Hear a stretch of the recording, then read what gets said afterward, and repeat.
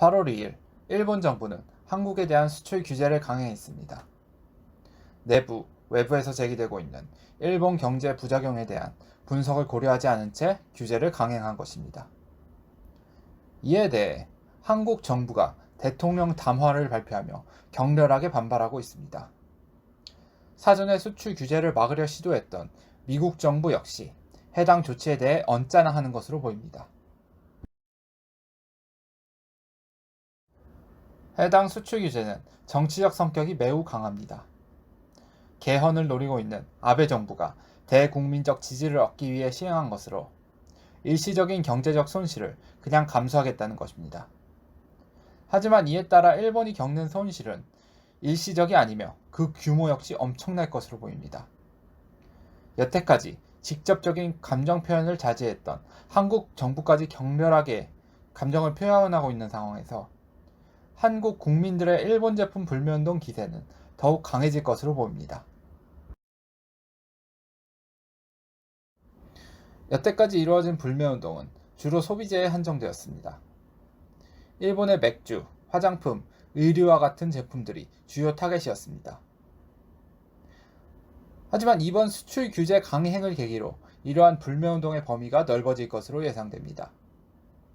일본이 한국의 불매운동에 대해 미적지근한 반응을 보인 것은 일본의 대한국 수출 중 소비재 비중이 6% 수준이었기 때문입니다. 액수로 보면 클 수 있지만 비중으로 보면 적은 편에 속합니다.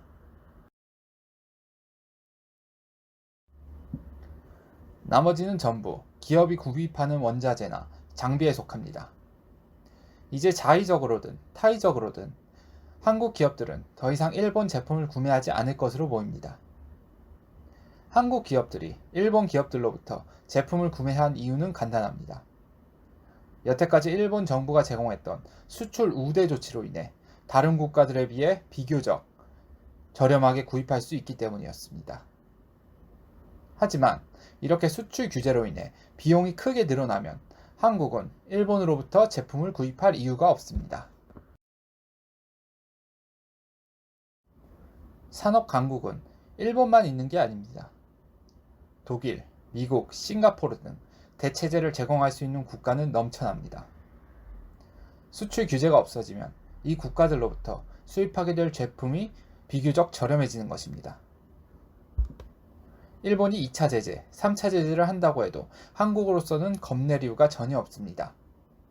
일본 제품을 안 사면 그만입니다. 2018년 일본은 대한국 수출에서 27조 원이 넘는 흑자를 봤습니다. 한국이 27조 원만큼 손해를 본 셈입니다. 이제 일본에 대한 이 손실이 사라질 것입니다. 주식시장도 이를 알고 있습니다. 수출 규제 조치를 발표한 오늘 일본 주가지수 니케이 지수는 2% 넘게 하락한 반면 코스피 지수는 0.9% 하락했습니다. 이를 근거로 한국은 이 싸움이 겁내지 않고 해볼 만한 싸움이라고 보고 있습니다. 21세기 자본주의에 대한 이해가 필요한 시점입니다. 21세기 자본주의는 물건을 사는 쪽이 갑입니다. 양질의 물건을 만들 수 있는 생산자는 넘쳐납니다. 중요한 것은 이를 파는 기술입니다. 가격이 싸든 마케팅 기술이 뛰어나든 생산자의 입장에서 물건을 유통할 수 있는 기술이 필요합니다. 일본은 정부가 제공하는 제도상의 이점과 가성비가 좋은 제품을 통해 한국을 상대로 엄청난 무역 흑자를 봐왔습니다. 이제 이걸 걷어차겠다고 합니다. 이번에 한국은 지지 않을 것입니다. 칼자루를 쥔 쪽은 한국입니다. 이걸 모르는 것은 일본 정부뿐입니다. 이상 모카톡이었습니다.